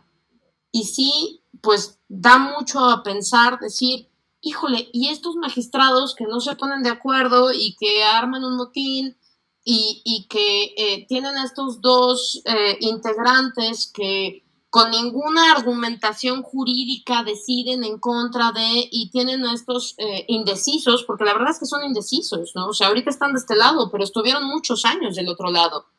Y pues estos indecisos, y así vamos a llegar al 2024, me parece bien, o sea, me parece bien delicado pensar que esta es la integración que va a calificar 2024. Gracias, Paula. A ver, creo que para redondear esta segunda ronda, me parece que hay algunos planteamientos interesantes. O sea, ¿qué esperar a partir del 1 de septiembre? ¿O qué va a pasar? Y si esto se va a recomponer. Sin duda lo que dice el tocayo Arturo Ramos es el ideal, ¿no? Es que se pongan de acuerdo, que haya diálogo, que vean por el bien de la institución, que muestren independencia en sus decisiones. Eso sería el tribunal que todo el mundo nos gustaría ver, ¿no? Y perdón, pero lo voy a decir claramente, un poco nos gustaría regresar al tribunal de esta primera integración de criterios súper virtuosos, de sentencias argumentativamente muy fuertes, y de lo que se hable sea de eso, ¿no? A lo mejor y cerraron, ¿no?, con broche de oro con la elección de 2006, una elección compleja, pero bueno, esa primera integración, eso es lo ideal. Pero creo que, como dicen Melissa, Javier, Paula, no lo hemos visto en estos 5 años de integración, ni creo que lo vayamos a ver, la verdad. O sea, justo me parece que estos dos bloques, yo también coincido en que no son tan sólidos, cambian, cambian de acuerdo al interés y a la oportunidad. Los bloques, hay quienes se han mantenido, pero hay quienes han ido cambiando. Me parece que las diferencias son muy profundas. Hay algo ahí que mencionó Melissa, que es cierto, no se hablan. O sea, un órgano, cada órgano colegiado decide cómo resuelve sus asuntos y cómo sesionan. pero un órgano que tradicionalmente había celebrado reuniones privadas para ponerse de acuerdo, para platicar, para confrontar criterios, para ver si se convencían, las canceló totalmente y dijo, ya no hay privadas, y ha habido reclamos en pública sobre cambios de voto y sobre muchas cuestiones. O sea, yo no veo que la situación vaya a cambiar. A lo mejor pueden llegar a un acuerdo, pero pues será un acuerdo momentáneo, ¿no? Llevamos 5 años y llevamos 4 cambios de presidencia, 5 presidentes, 2 de ellos el mismo Felipe Fuentes repite. Ahora lo que les preguntaría en esta tercera ronda, un poco a manera de conclusión, y ya para cerrar con es ¿cómo podemos repensar la justicia electoral, no? O sea, digamos, sí hay cambios legales que se puede hacer. Yo soy de los que sostengo que la ley de medios de impugnación ya está rebasada, ya está superada y se necesita repensar, pero más allá, el ministro presidente Saldívar dijo que hay que hacer ajustes en cómo se maneja el tribunal, que él no está de acuerdo. Varios de nosotros que lo conocemos desde adentro, que desde hace mucho tiempo hemos venido siguiendo lo que hace, ¿cómo podemos repensar la justicia electoral y cómo podemos evitar que si se hace una nueva designación en el momento que sea, ya sea la renovación que corresponde en 2023 o si hay una renovación anticipada, que yo soy de la opinión que no es la solución, pero bueno, si hay una renovación anticipada, que esto no vuelva a ocurrir? Sí, un proceso de designación más sólido, pero ¿qué cambios? ¿Qué piensan ustedes, no? Tocayo, vuelvo contigo ya para concluir en esta ronda y para un poco contestar esta pregunta. Sí, muchas gracias, Tocayo. No, muy brevemente, antes de qué puede ser el futuro de la justicia electoral, un poco decir, cuando me refería al grupo del G5, digamos, ya lo han comentado que ha habido muchas fluctuaciones en este tiempo. Yo esta unión la veo muy consolidada en lo inmediato. No hay que olvidar que pues tienen enfrente todavía todos estos asuntos que tienen que ver con el proceso electoral. El proceso electoral no ha acabado y en ese sentido me parece que lo más práctico es que, ya lo hemos visto en estas decisiones del viernes, pues se consolide en lo inmediato. Es muy difícil ser futurólogo y saber qué pueda pasar. Yo creo que esta crisis del tribunal era inimaginable. No hace un año, hace 2 meses era impensable que pudiera venir esto a pesar de esas múltiples diferencias que vemos, ¿no? Yo coincido con Javier, que creo que sí está en sus manos poder revertir esto. Se ve muy difícil, es una circunstancia ya muy desgastada, institucional, en lo personal, como dicen, pues ya no se hablan, es difícil pensar un tribunal y un colectivo que a diferencia del INE no se ve unido y no se ve unido en términos generales en lo inmediato, pero creo que ese G5 tiene los incentivos suficientes como para mantener en lo inmediato. No sabemos qué va a pasar, tampoco, repito, no les queda mucho tiempo a varios de los integrantes. Entonces, esta renovación, si no se da con esta reforma política, habrá una renovación más o menos natural, escalonada, no como en su origen, ¿no? Pero evidentemente no serán los mismos 7 que terminen el periodo largo. Habrá renovación en ese sentido y ahí pueden cambiar las cosas. Ahí, si no se da esta reforma total o absoluta, pues de todos modos, como está el papel escrito ahora, tendrá esos alcances.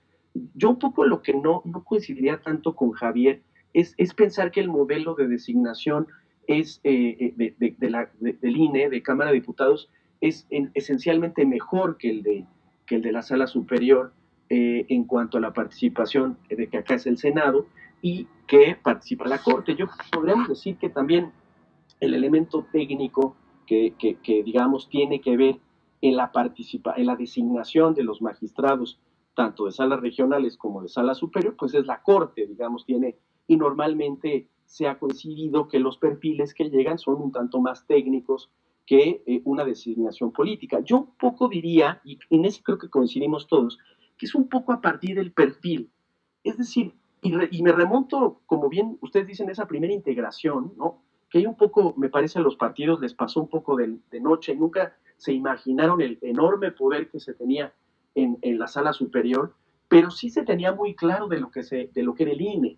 Y ahí, digamos, esa primera composición de Woldenberg, Lujambio y demás, todos de alguna manera al final supimos dónde estaba su corazoncito y esa integración supo creo, decidir ahí los grandes casos, no importando ese supuesto origen, ¿no?, que pudiera atribuirles a su designación.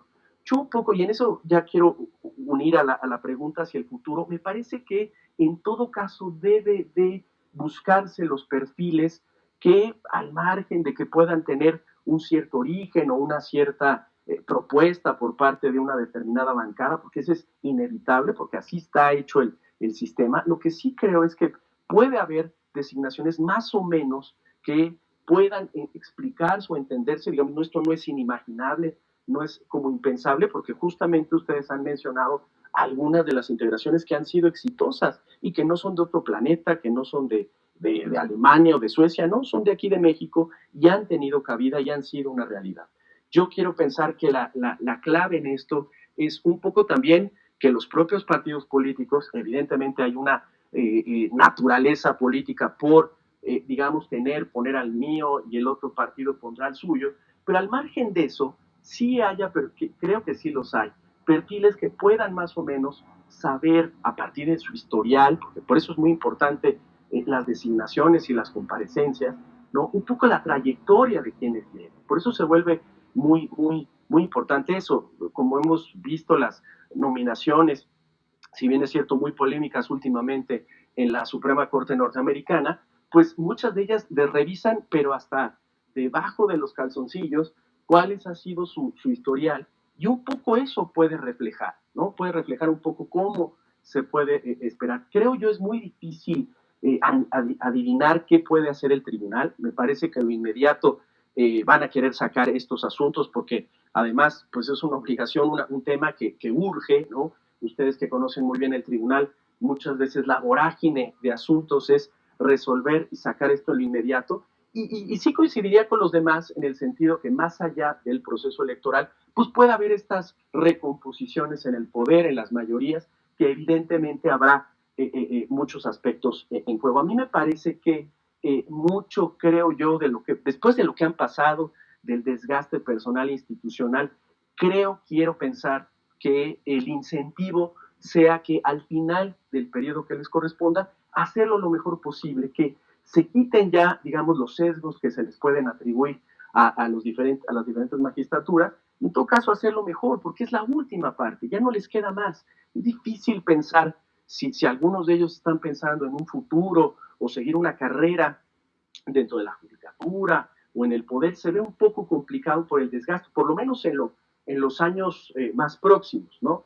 ¿Y qué ajustes haríamos al sistema electoral? A mí un poco no me gustaría que por este problema de la crisis cambiar, digamos, el tema de la designación en la presidencia.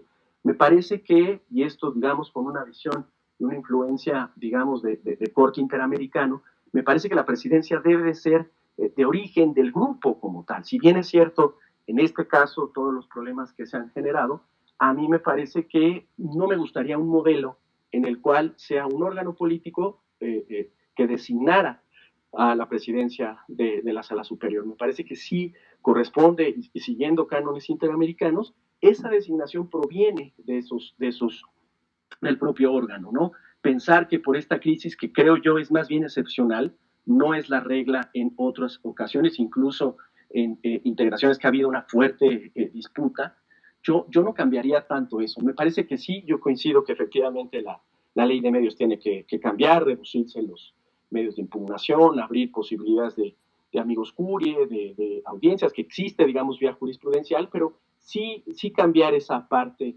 de la ley de medios y otros aspectos, ¿no? Aligerar en cierto momento, creo yo que esto no es tanto el tribunal, pero sí aligerarle las facultades que tiene el INE. Y algo que hemos insistido mucho en otros lados es que el tema de anticorrupción y el tema de fiscalización no solo debería ser exclusivo de las autoridades electorales, ¿no? Debería de ser también trasladarse a otras autoridades, si bien es siempre complicado porque podrían ubicarse en el Ejecutivo, pero podrían crearse órganos constitucionalmente autónomos, porque finalmente la fiscalización no da tiempo. El INE está rebasado para poder fiscalizar el tema de las campañas electorales y la consecuente revisión judicial por parte del tribunal. Me parece que mucho de los problemas de la democracia mexicana es quitar esa carga e involucrar a otras autoridades, ¿no?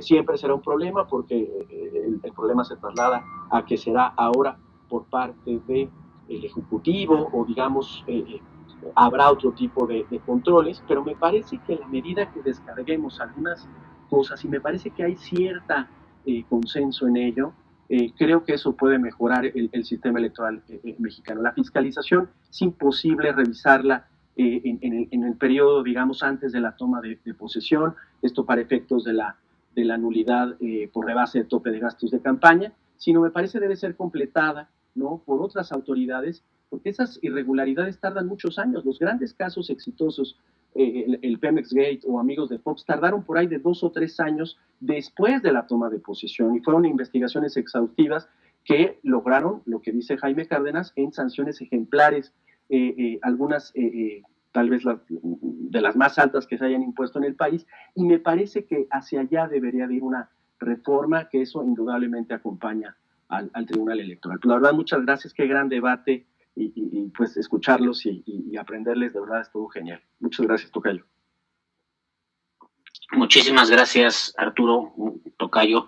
La verdad es que muy interesante. Creo que sí hay muchas cosas que se puede hacer. Sin duda, cuando pensamos en repensar el Tribunal Electoral, es el tema de la presidencia, ¿no? La presidencia se debe designar desde desde el órgano que designa, como ocurre en el INE, o debe de ser entre ellos mismos, ¿no? Siempre ha generado esta polémica. ¿Tú cómo ves, tú Melissa, qué opinas? ¿Cómo repensar la justicia electoral en ese sentido, sobre todo el funcionamiento del tribunal? Claro, muchas gracias, Arturo. Creo que aquí Arturo, el tocayo, pues menciona temas bien interesantes. Yo honestamente creo que hablar de una reforma electoral en este momento, pues no es un buen augurio, ¿no? Sobre todo por el contexto en el que se da, ¿no? Y justo como ya se mencionaba, aún estamos teniendo tanto a un ejecutivo como a ciertos personajes del legislativo hablando de renovar a todos los magistrados, magistradas y a los consejeros, consejeras. Entonces creo que en este momento yo me atrevería a decir que no sería un buen augurio en términos democráticos. Pero en términos internos de lo que pasa dentro de la sala superior, yo considero que siguen, o sea, que el presidente de la sala o la presidenta de la sala tendría que seguir siendo nombrada por sus pares. No creo que precisamente debido a que es un puesto que tiene como objetivo pues el crear consensos, el liderar la discusión, pues nueva cuenta se tendría que mantener así. Lo que yo creo que sí se debería de repensar es cuáles son los asuntos que llegan a la sala superior, ¿no? Me parece que, como ya mencionaba Paula previamente, los asuntos que llegan son una vorágine, ¿no? Son demasiados asuntos y que en muchas ocasiones eso propicia a que tengamos hasta decisiones contradictorias, ¿no? Y de nueva cuenta, llevo esto a uno de los temas que más me apasionan, que es la violencia política en razón de género. Si uno se pone a estudiar cuáles han sido las decisiones que ha emitido la Sala Superior en temas de violencia política en razón de género, nos vamos a encontrar con un cúmulo de sentencias que no tienen, uno, ni pies ni cabeza, y dos, que son francamente contradictorias, ¿no? Entonces creo que sí es momento de repensar cuáles son los asuntos que efectivamente llegan a la sala superior para que podamos hablar de de un órgano constitucional, ¿no? Y también, como en un segundo momento, creo que la justicia electoral es demasiado complicada para la mayoría de las personas, ¿no? Y eso también se tiene que repensar, ¿no? Me parece que son demasiadas normas las que regulan la justicia electoral y que esta a determinado momento imposibilita que también las distintas personas que no tienen, por ejemplo, acceso a una abogada o un abogado especialista en derecho electoral puedan llegar en determinado momento al Tribunal Electoral. Entonces creo que son dos puntos que tenemos que repensar, sobre todo si queremos acercar la justicia electoral al grosso de la población, ¿no? Y evitar que precisamente se siga replicando esta idea de que la justicia electoral es únicamente un asunto de partidos políticos o es únicamente un tema que le atañe al INE, ¿no? Por ejemplo. Entonces creo que son dos puntos que en ocasiones no se ven cuando hablamos de reforma electoral, pero creo que vale la pena que los pongamos sobre la mesa cuando hablamos de esto. Y vaya, de nueva cuenta, muchísimas gracias por la invitación. Fue un debate, una mesa increíble y la verdad es que aprendí muchísimo, como bien menciona también aquí Arturo. Muchas gracias, Melissa. Muchas gracias, Arturo, por participar el día de hoy. A ver, ya para cerrar con Javier y con Paula, en este tema, a ver, sí hacer ciertos ajustes, sin duda. Comparto el tema de acotar los asuntos que son de su conocimiento. A mí me parece que muchos se resolverían si somos más estrictos en los criterios de procedencia. Yo me acuerdo, se empezó a hablar de repente del acceso a la justicia y por eso a flexibilizar muchos criterios de procedencia, lo cual ha hecho la justicia electoral muy compleja porque la cadena impugnativa se vuelve prácticamente interminable en muchos casos, o se vuelve sumamente larga y asuntos que se terminan resolviendo el día antes de la toma de posesión. Es bastante difícil. Tú, Javier, ¿cómo lo ves? O sea, ¿qué es lo que harías para repensar en este sentido la justicia electoral? Mira, uno, celebro mucho la mesa, celebro además que tengamos tantas discrepancias en temas tan importantes. Creo que eso ha hecho que el debate sea realmente enriquecedor. A ver, yo coincido en que hay muchos aspectos, déjame ponerlos así, técnicos que habría que repensar. Yo creo que el modelo de fiscalización, ¿no? Y ahí, por ejemplo, están todos los trabajos de Camilo Saavedra, ¿no? Claramente no es sostenible, no cumple con los propósitos que se busca, ¿no? Creo que habría que repensar los tiempos y las consecuencias. Yo también creo que, por ejemplo, pensar que todo lo vamos a resolver a través de nulidades electorales también es un error. O sea, es decir, los grandes escándalos de financiamiento en otros países a nivel mundial no se resuelven en 15, ni en 20 ni días, ni en 3 meses, ni mucho menos sirven solo para que alguien no tome protesta. Son investigaciones de mucho más largo aliento, con otro tipo de autoridades y que tienen otras consecuencias, y ahí sí yo creo que tendríamos que tomarnos en serio el tema penal. Yo creo que hay un montón de cosas que modificar la ley de medios. Tú lo decías y siempre lo has dicho, Arturo, y creo que muchos también, las reconsideraciones se han vuelto un auténtico desastre. Entonces, digamos, si hacemos una lista, pues vamos a sacar ahí un montón de temas que están pendientes y que ojalá los pudiéramos tener en una reforma electoral en el corto o en el mediano plazo. Yo mucho lo que me temo es que ahorita no estamos en un contexto similar a el de 2013, al de 2006, o incluso, si me apuran, el de 1995, donde se hicieron muchas reformas para hacer ajustes, mejoras, no siempre mejoras, hubo también ahí retrocesos, pero en general creo que con el paso del tiempo lo que hemos venido viendo es que las reformas electorales, ¿no?, sí han venido a fortalecer a los árbitros electorales. Creo que ya no estamos en un momento así. Hoy lo que se está discutiendo es el modelo mismo de justicia electoral, ¿no? O sea, es decir, hoy lo que nos están planteando no son esos ajustes menores, técnicos, que yo creo que muchos quisiéramos ver.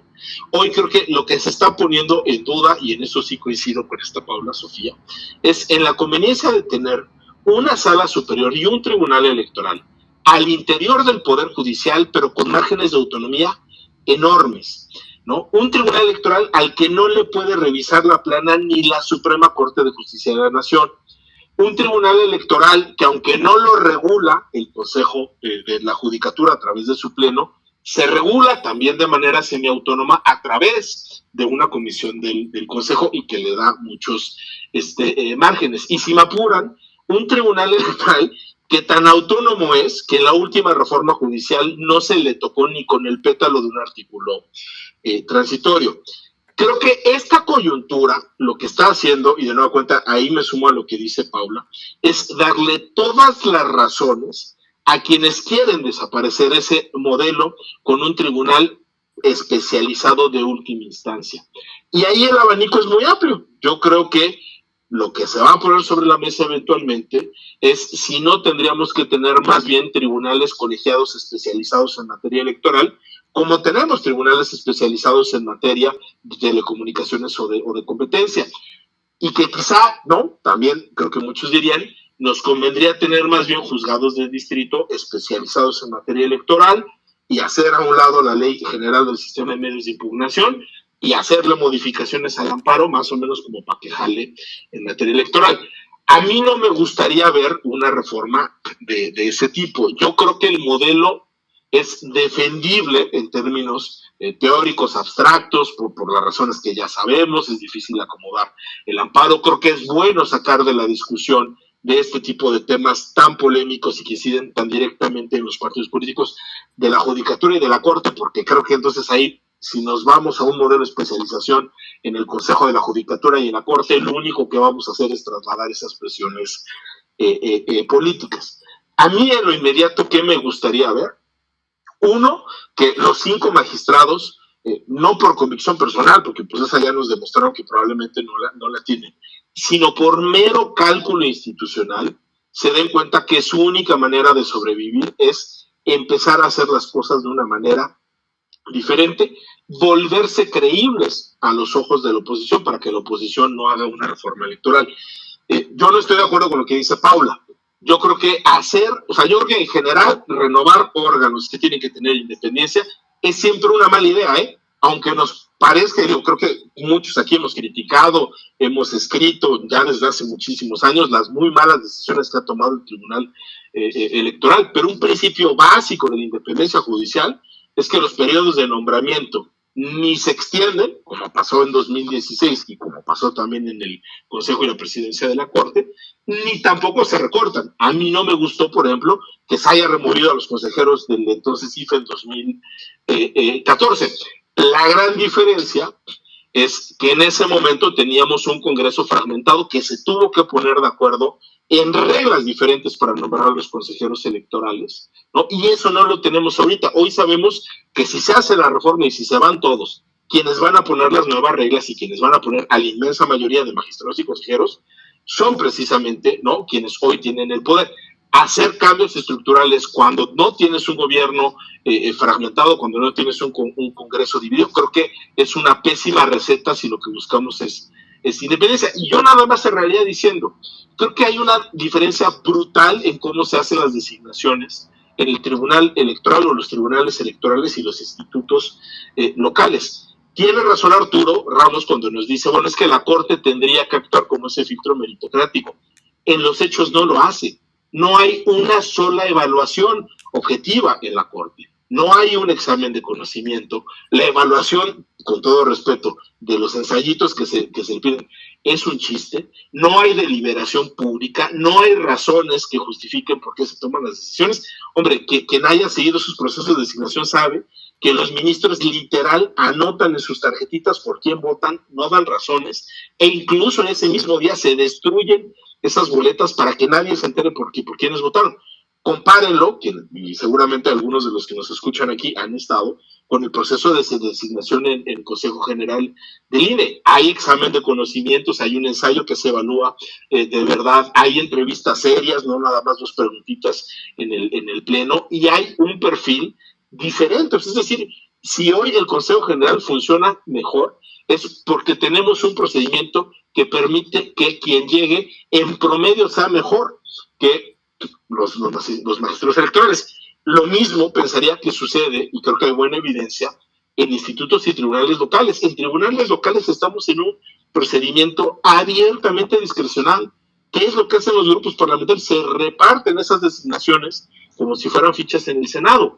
La designación de OPLES incorpora elementos meritocráticos y yo creo que en promedio quienes hoy son consejeras y consejeros locales son mejores que las magistradas y los magistrados. En promedio hay buenos perfiles en todos lados, por supuesto, pero aquí creo que los procedimientos y las reglas cuentan y cuentan mucho. Si a mí me preguntan cuál es la reforma que hay que hacer, es una reforma al método mediante el cual se designan los magistrados electorales. Por desgracia no veo muchas condiciones políticas, porque de nuevo, aquí hay una mayoría que lo que está diciendo es estas designaciones me tocan a mí, y es una mayoría que no quiere que se le pongan límites. Por eso yo diría, en una de esas, el mejor resultado es que no haya reforma electoral, que nos quedemos con estos magistrados, incluso, no nos encanta, pues no nos encanta, ¿no? Han tomado malas decisiones, pero por supuesto dan malas sentencias con mucha frecuencia. Pero nos va a salir más caro, creo, un remedio de renovar por completo, ¿no?, que la enfermedad que estamos viendo hoy en el Tribunal Electoral. Y para muestra, ahí está la Comisión Nacional de Derechos Humanos. O sea, no es que Luis Raúl González Pérez haya sido un presidente de la CNDH impoluto, perfecto, ajeno a cualquier tipo de decisiones políticas. Pero vean lo que le ha pasado a la CNDH después de esta última designación que ya se hizo con estas nuevas mayorías. Creo que ese es el riesgo que le puede pasar al Tribunal Electoral, que se convierta en un órgano irrelevante o por tantito, que se convierta en un órgano que ahora todavía con más frecuencia termina dando la razón a quien está en el poder. Y eso es la antítesis de lo que tendría que ser un tribunal electoral, ¿no? Entonces, veremos, pero en una de estas yo cerraría diciendo eso. Quizá la mejor reforma en este momento es que no haya ningún tipo de reforma. Muchas gracias, Javier. Sí, creo que me gustó mucho cómo lo dijiste. Me parece que parte de lo que se plantea en la reforma es si es el sistema que queremos que siga siendo el sistema o qué sistema quieren cambiar. Y la verdad es que en estos años hemos oído locuras tan grandes como hasta que se vayan las elecciones las siga organizando Gobernación como hace muchos años, ¿no? Creo también que en el esquema de designaciones yo comparto totalmente, ya lo dije, no soy partidario de reforma, digamos, de que los remuevan anticipadamente. Ya pasó, y no solo en 2014, en 2006, 2007, y me parece que le hizo muchísimo daño a la institución porque justo los partidos encontraron que es la fórmula mover a los consejeros. Los problemas empiezan y terminan en remover a la autoridad electoral y empezarla a manipular. Hasta ahorita el tribunal se había salvado, pero parece que está sobre la mesa ese tema. Sí creo que procesos de designación con mayor escrutinio, con mayor abundamiento, creo que son mejores. Creo que el del INE, pues ahí lo ha ido logrando más o menos, el de los institutos electorales locales también, de los tribunales locales sin duda tiene mucha discrecionalidad y el de la sala superior pues tiene un amplio margen de discrecionalidad. A veces me gustaría ver como estos procesos que se hacen en Estados Unidos, en los que realmente se hace un escrutinio muy profundo de cada uno de los aspirantes, quienes aspiran a la Corte Suprema o a los tribunales y demás. Aún así, creo que no hay procedimiento infalible. Alguna vez María Marván siempre decía, lo importante, ojalá algún día los partidos políticos se den cuenta que es mejor poner perfiles totalmente independientes y que a nadie le deban ni a nadie le teman, porque eso va a garantizar un mejor desempeño a poner perfiles que en su momento son afines a un partido político o son muy afines a un partido político, pero al rato le van a dar la vuelta, y creo que de esos hemos visto muchos casos, ¿no? Bueno, pues ya para concluir, Paula Sofía, te cedo el uso. Muchas gracias primero por todo. Y bueno, yo creo que estamos ante uno de los peores escenarios, ¿no? Que es que todos coincidimos en la necesidad de una profunda reforma electoral y en el pésimo timing que tenemos para que se dé. Coincido con Javier, yo creo que el 2006 nos enseñó que es una pésima idea renovar órganos electorales, solo por renovar órganos electorales, sin hablar de reformas sustantivas a sus funciones, a sus atribuciones, reformas que vengan con consenso. En eso estoy completamente de acuerdo. Ahora, lo que me preocupa es como el día a día, cómo va a funcionar un tribunal electoral que ya tiene una legitimidad muy mermada. Entonces, estamos como en el peor de los mundos. Efectivamente, creo que estamos... coincido parcialmente con Javier cuando dices que la mejor reforma es que no haya reforma. Pero por el otro lado, pienso en la legitimidad que va a tener esta misma integración para, bueno, con cambios, porque efectivamente habrá cambios en algunos años, pero esta reforma, esta integración con estas dinámicas, con una buena parte de estos magistrados, pues ¿qué va a pasar en el 2024? Creo que el país ha padecido muchísimo todo lo que han sido las faltas de legitimidad de los órganos. Entonces, sí veo que es una situación muy compleja el hacia dónde va el Tribunal Electoral en el corto y el largo plazo. Estamos en un tema en el que decimos, sí necesitamos una reforma electoral. Yo coincido con Javier y lo hemos hablado en muchas ocasiones, en muchos espacios. La gran reforma electoral pasa por modificar la manera en la que se designan a sus integrantes. Y habla de justicia electoral y habla de un montón de órganos.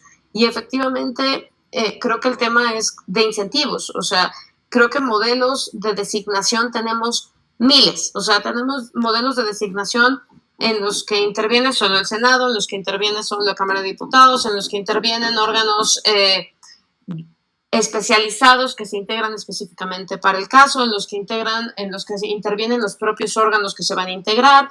O sea, yo creo que el tema de las designaciones en México es uno de los grandes problemas no resueltos, especialmente para los constitucionales autónomos y tomando en cuenta especialmente el peso que tienen en la democracia mexicana, ¿no?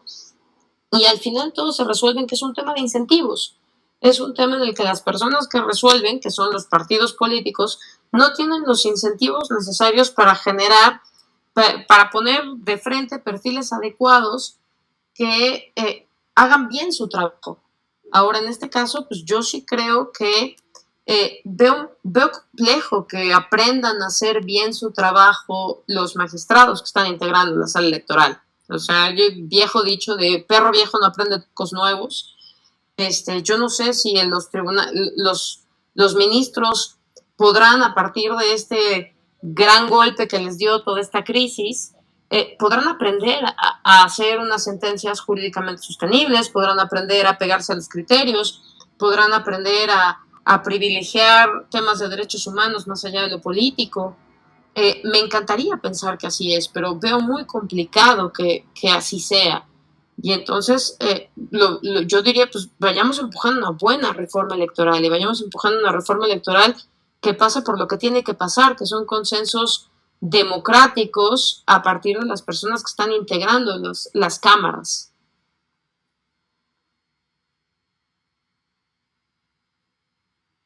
Muchas gracias, Paula Sofía. A ver, creo que justamente, y ahora sí terminando, estos espacios es lo que buscan, ¿no? Creo que son temas relevantes que no podemos dejar nada más ahí en la palestra, que se tienen que discutir suficiente, reflexionar suficiente, que son temas muy trascendentes y que son temas que tiene que haber alguna manera de incidir y se tienen que empezar por discutir y analizar. Les agradezco muchísimo, Melissa, Arturo, Javier, Paula Sofía, por haber estado el día de hoy aquí. Vamos a seguir haciendo estos espacios y creo que la reflexión fue muy rica, fue muy buena y espero que a todos y a todas les haya gustado y les haya sido de interés. Muchas gracias y muy buenas noches. Muchas gracias, buenas noches. Buenas noches, gracias. Buenas noches, gracias, saludos a todos, un gusto.